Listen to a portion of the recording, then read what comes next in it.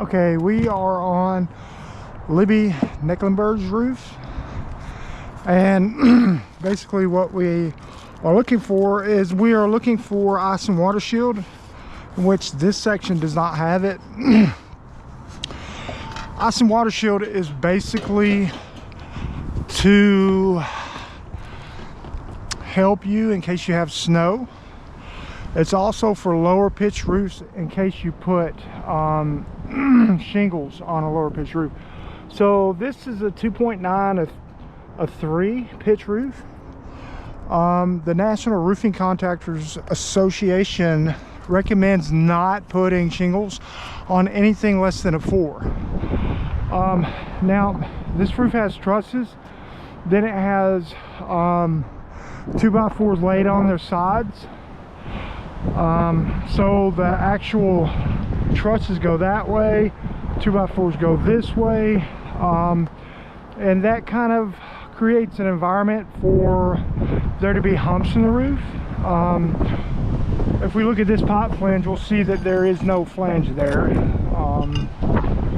There's no ice and water shield on this section here, so water coming in from an ice dam could definitely be a problem.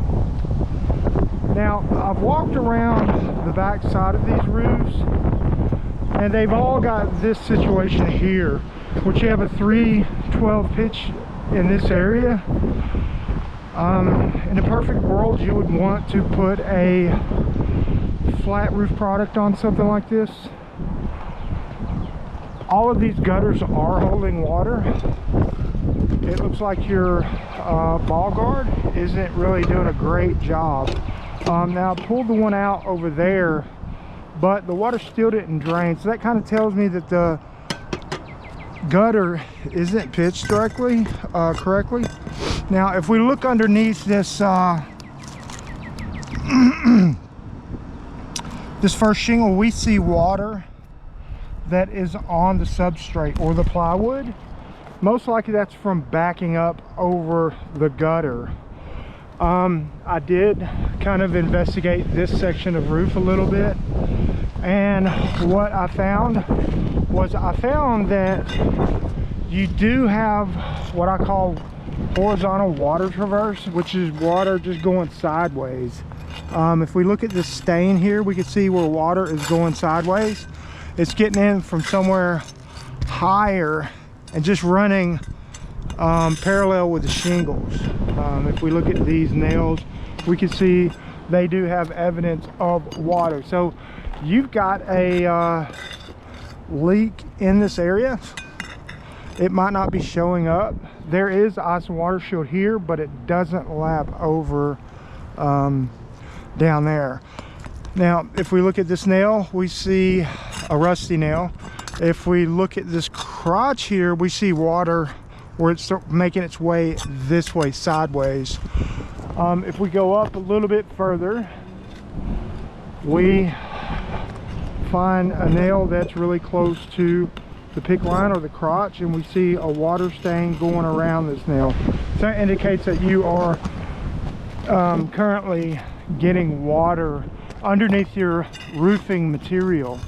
We're going to lift this shingle up, and if I rub it, I actually get wetness on my hand. It looks like they caulked around this pipe boot when they put it on, but they didn't put any ice and water shield over the pipe or under the pipe. If we lift this shingle up, we see a water stained nail, well, a rusty nail. And we also see evidence of water running sideways on this low pitch roof. You can see the water stains. So you do have water coming underneath this roofing system. And again, the way your roof trusses are laid out and your rafters are laid out, you definitely probably don't want to have a flat roof on this portion of your roof. If we look closely, we can kind of see some slopes that go like this on this roof. You don't want that. And just moving along to this side, what we see is a lot of debris in your gutters. If we put our trowel in here, we can see that there is water standing in your gutter system. Now, when I lifted this shingle up earlier, I found water underneath and into your plywood. So it's leaking on the bottom. What it's going to do is it'll destroy your fascia, it'll destroy your soffit. It's going to be the same situation as over there. You do have some water going sideways here. If we go to this one, I think this is the one, or is it this one? That one and this one. You actually have like a little gully on your shingles here. We're just gonna, you know, just see where you got 2 inches of water here.